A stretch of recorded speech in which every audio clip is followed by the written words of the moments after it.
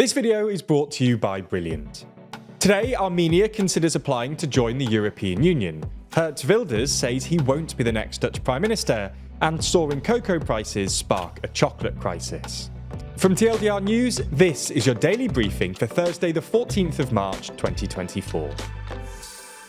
In what would be a considerable shift in foreign policy, the Armenian foreign minister said over the weekend that Armenia was considering applying to join the European Union, with his comments following local media reports that Armenian Prime Minister Nikol Pashinyan wants to start the application process by late 2024.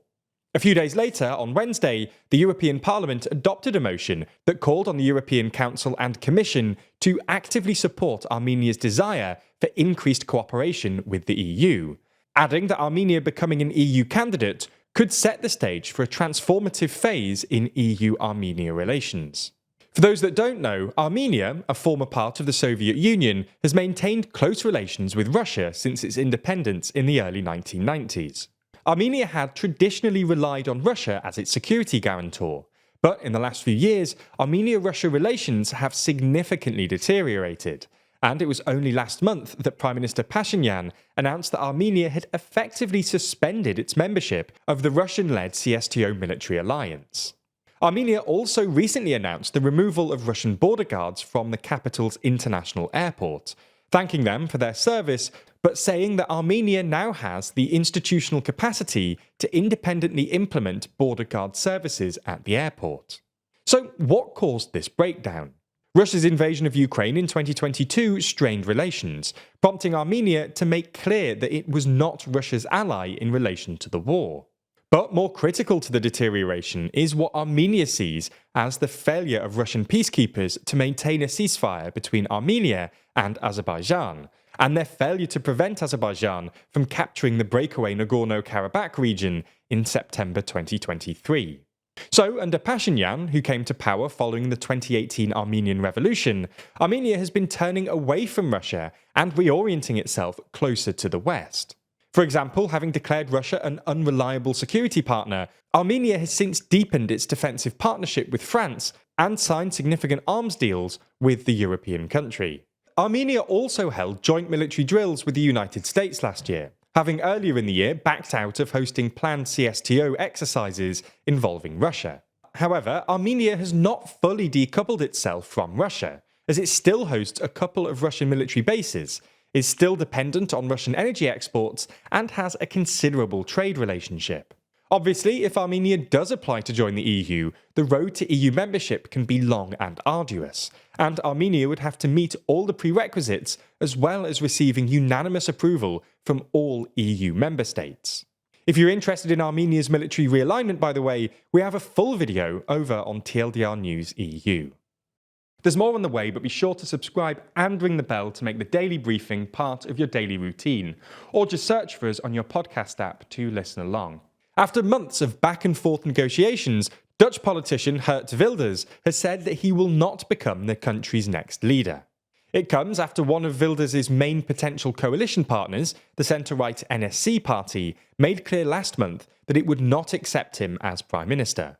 In a post on X, Wilders said, "I can only become the Prime Minister if all the parties in the coalition supported it. That was not the case. I want a right-wing cabinet, less asylum and immigration. Love for my country and the voters is great and more important than my own position." For context, in the November parliamentary elections, Wilders' Freedom Party won 23% of the vote and secured 37 seats in the 150-seat legislature, but did not have enough for a majority. Wilders then entered coalition talks with potential allies, but his chances of becoming Prime Minister took a nosedive last month, when Peter Omtzigt, the NSC leader, quit talks to form a coalition government, citing concerns with Wilders' ambitious spending plans. So where does this leave things now?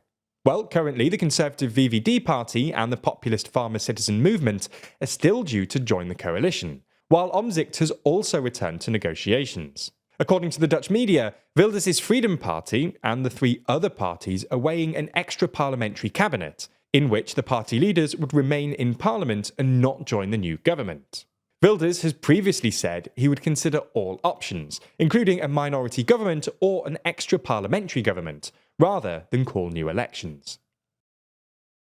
The US House of Representatives has passed a bill that would force ByteDance, the Chinese owner of TikTok, to divest ownership of TikTok or else face a ban of the popular video sharing app in the United States. The bill passed the House in a bipartisan vote, with 352 votes in favour and 65 against.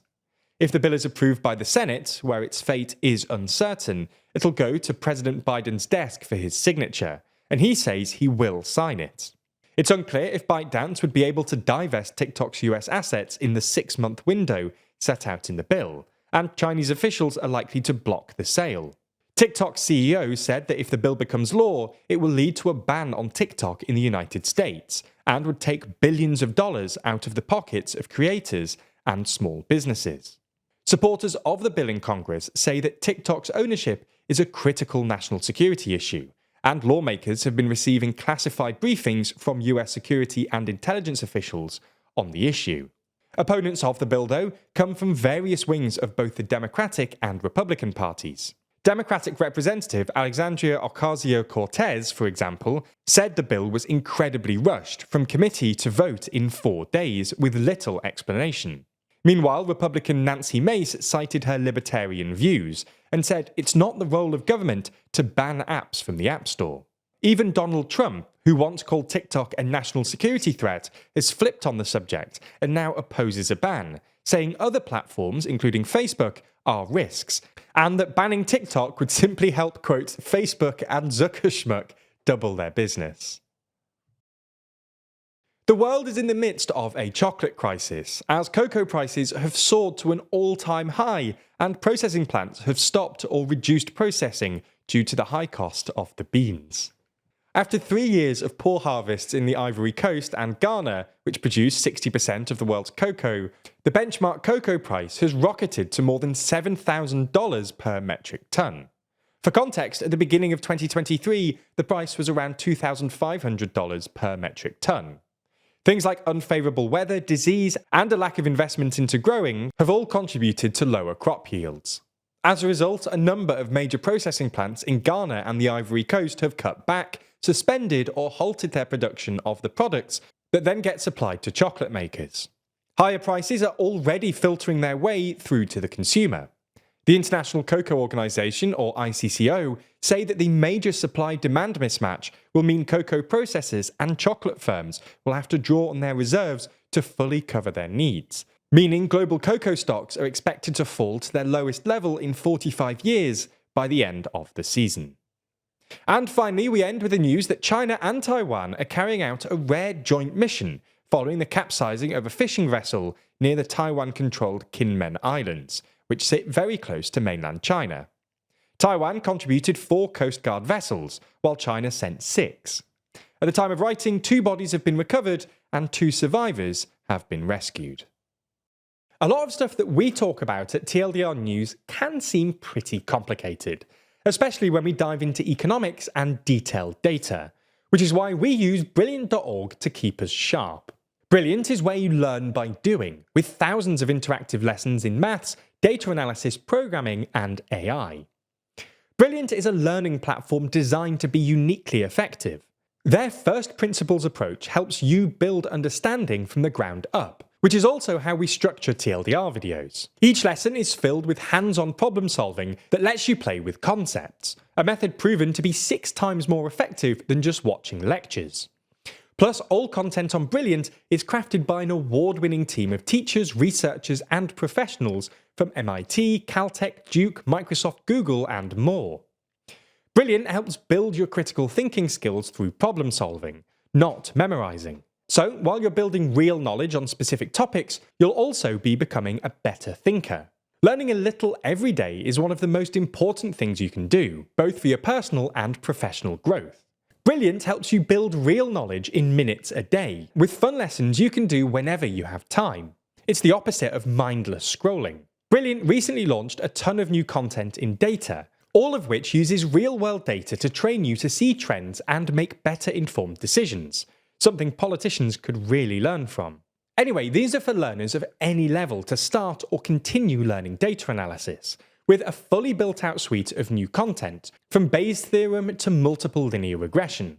And you can truly learn by doing, as you'll be working with real datasets from sources like Starbucks, Twitter, Spotify, and more. To try everything that Brilliant has to offer for free for a full 30 days, click on the link in the description. You'll also get 20% off an annual premium subscription. Thanks for watching, and thanks to Brilliant for their support of TLDR News.